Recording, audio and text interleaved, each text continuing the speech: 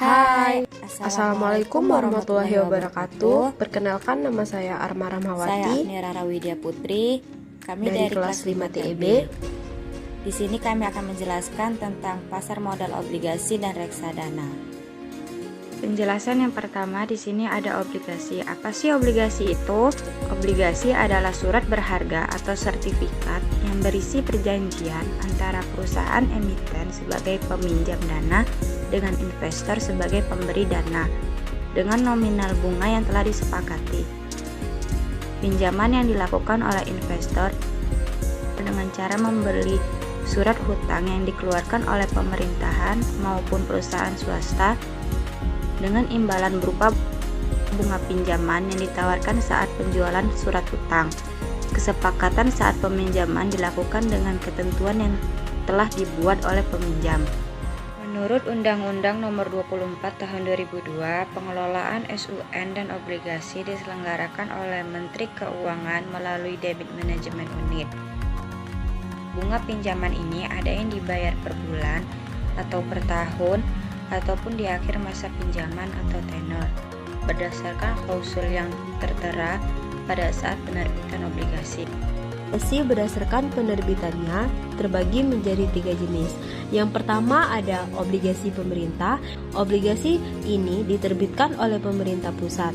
Yang kedua ada obligasi korporasi. Ini yang diterbitkan oleh perusahaan, baik perusahaan pemerintah maupun swasta. Yang ketiga, obligasi munifikal, obligasi yang diterbitkan oleh pemerintah daerah. Kemudian ada tujuan penerbitan obligasi. Yang pertama, meningkatkan modal usaha untuk perusahaan, pemerintah, atau korporasi. Yang kedua ada mendukung stabilitas pasar keuangan domestik. Terakhir ada pinjaman dalam bentuk rupiah sehingga tidak ada resiko fluktuasi harga falas. Selanjutnya di sini ada jenis-jenis obligasi berdasarkan simpanannya. Yang pertama ada mortgage bond, diterbitkan tanpa jaminan aset real tertentu. Yang kedua unsecured atau debenture bond, diterbitkan tanpa jaminan aset real tertentu. Yang ketiga obligasi konversi, memberikan hak pemegang untuk mengkonversikan obligasi dengan saham perusahaan.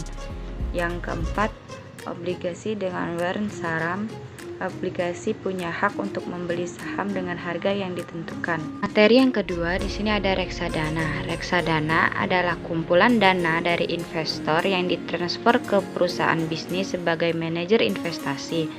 Dana ini kemudian menjadi modal investasi untuk ditanamkan dan diperdagangkan di pasar uang dan modal.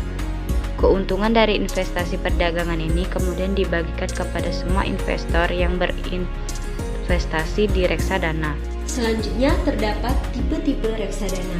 Nah, di sini tipe-tipe reksadana terbagi menjadi 4. Yang pertama ada reksadana pasar uang atau money market funds, meliputi deposito, sertifikat Bank Indonesia, obligasi kurang dari 1 tahun.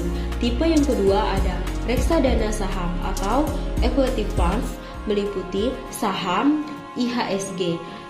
Tipe yang ketiga terdapat reksadana pendapat tetap atau fixed income funds, meliputi obligasi, surat hutang.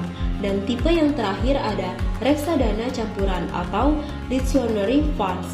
Di sini meliputi obligasi, saham, deposito. Nah, selain itu penjelasan reksadana terdapat juga keuntungan dan kekurangannya. Keuntungannya yaitu tidak ada batasan modal minimal atau minimalisasi risiko. Yang kedua ada kemudahan pencairan atau likuiditas. Yang ketiga ada rata-rata lebih tinggi dan inflasi. Yang keempat ada kemudahan investasi. Yang kelima ada keleluasan investasi. Yang keenam ada keringanan biaya. Dan yang terakhir ada keringanan pajak.